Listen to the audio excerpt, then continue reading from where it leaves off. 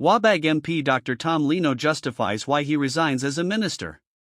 Dr. Tom Lino was first elected to the 10th National Parliament for the Wabag open seat in the 2017 general elections as an independent candidate, then joined the People's Party.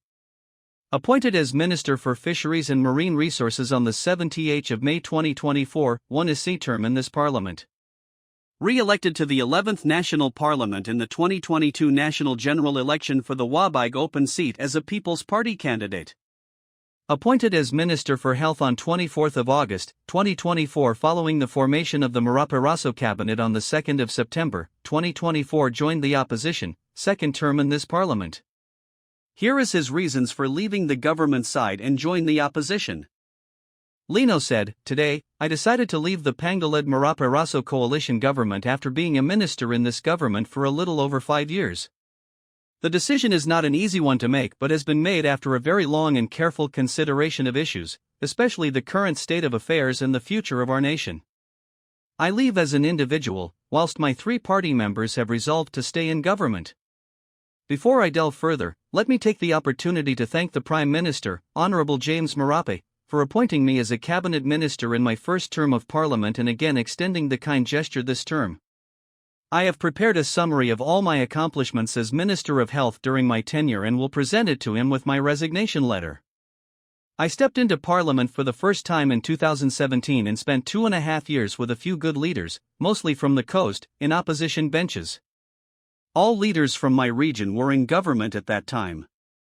It was a very difficult decision to make with an ongoing election petition, but I believed then that it was in the best interest of the nation.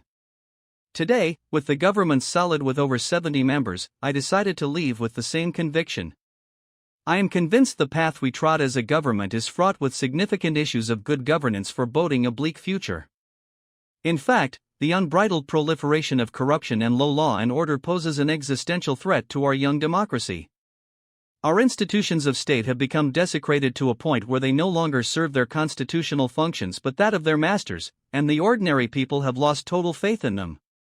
Today, it seems the government has become the government of and for a few. Doing what's right by our country and people has become subservient to survival politics. Also, the rule of law needs to be prioritized as it forms the foundation for growth and prosperity in any successful nation and is now an established fact globally.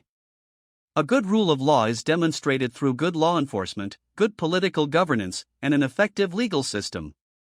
It provides the necessary security for social stability, sustainable development, and economic growth. It now seems we want to grow the economy without first constructing its foundation through the establishment of a good rule of law. It's like putting the cart before the horse.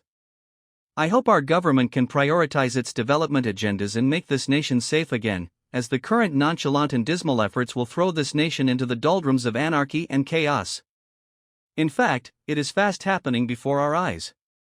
I hope these resignations will galvanize the government into action by rousing its level of consciousness. If the daily atrocities and heinous crimes are not evoking any sense of urgency and concern, what else will? Mediocrity, insanity, and tyranny are accepted, espoused, and even celebrated. Moral and societal decadence is happening before all of us.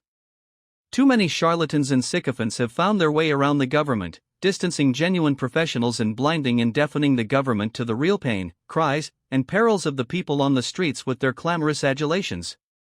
Slogans will never change our country, direct, strategic, and intentional action will. We need to establish a good rule of law and restore the sanctity and credibility of the institutions of state as a matter of national importance and priority, urgently. I have raised these sentiments often in all our leadership meetings and am doing so again at my exit, hoping some substantial steps can be taken to address these issues. I truly wish our Prime Minister and the government well and hope he makes these urgent changes for the better. God bless Papua New Guinea.